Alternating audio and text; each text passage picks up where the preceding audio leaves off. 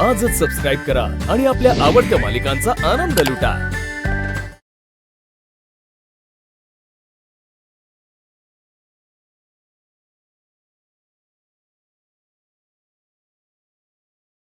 म्हणजे तू तिकडे जायचा विचार करतेस? मी एकटी नाही, आपण सगळ्यांनी जायचंय तिथे। बघू तरी आपल्या बायकांना घरी नेण्यासाठी डॅडींनी काय काय घाट घातलाय ते। आता हे सगळं बघून आपण भुलायचंय का नाही हे नंतर ठरवू की आपण। अगं पण सूर्य ऐक माझं, तिथे जाण्यामागे काहीच तोटा नाहीये ना आपला, त्यामुळे जाऊयात की। ऐक माझं। ठीक आहे, पण आत्या येणार नाहीत, आपण दोघंच जायचं। उगाच त्यांना तिकडे नेऊन त्यांचं भावलं नाही करायचं मला। ठीक आहे, दोघंच जाऊयात। हां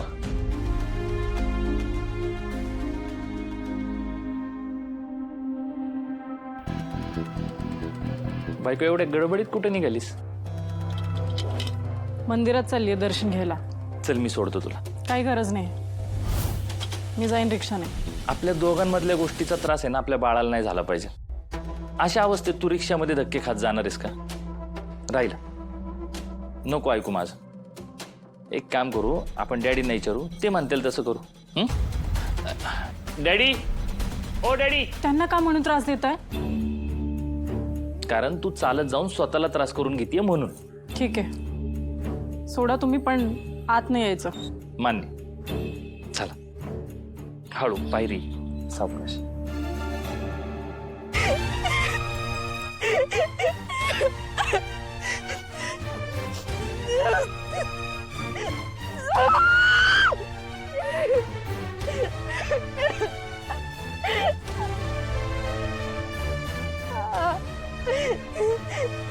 काय झालं धनु? का रडतेस?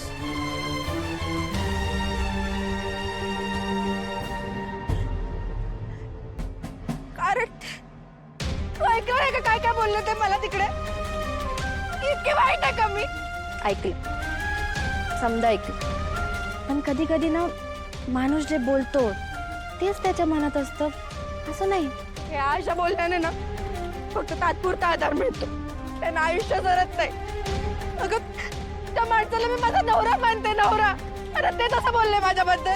त्याचं हे सगळं बोलणं ऐकून ना मला तर घरी पण जावं वाटत नाही। असं वाटतं काहीतरी करून टाकावं, कुठेतरी लांब निघून जावं। का?